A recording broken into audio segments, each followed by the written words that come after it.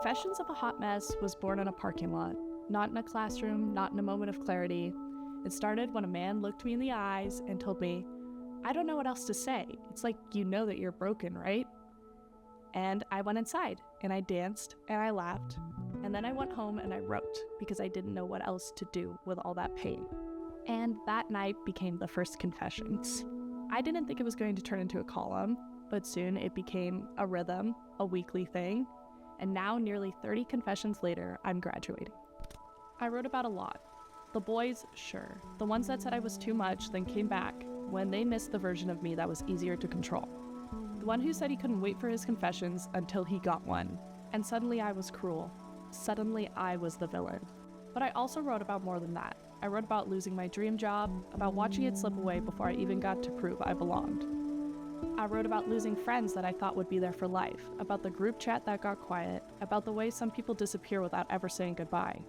I wrote about my mentor, a man I respected more than almost anyone, about how hard it is to lose someone who believed in you when you didn't know how to believe in yourself.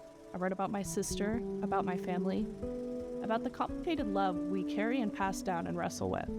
I wrote about faith, and I wrote about walking away, about blocking people, about learning that boundaries are not cruelty, that leaving isn't failure, sometimes it's survival, and it's so much more than riding in pink pajamas.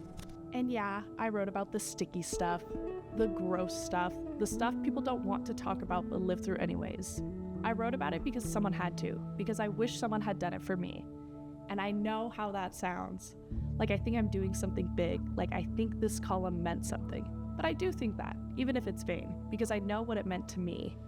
It gave me a voice, it helped me grieve out loud, it gave shape to things I couldn't say any other way, and I hope so badly that it helps someone else too.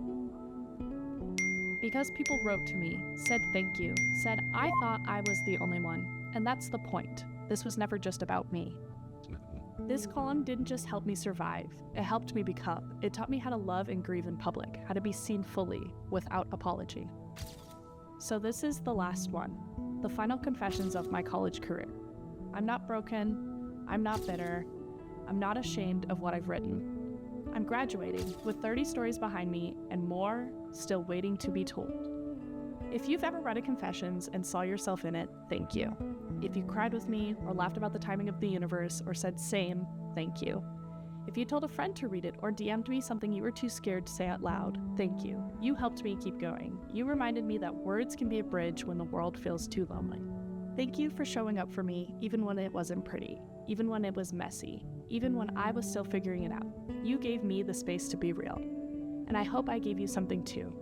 A little light, a little truth, a little proof that surviving doesn't have to look perfect to be beautiful. Confessions of a Hot Mess ends here, but I don't. The voice you heard in these columns, she's not done. She's just getting started. Confessions of a Hot Mess lives on at confessionsofaHotMess.substack.com.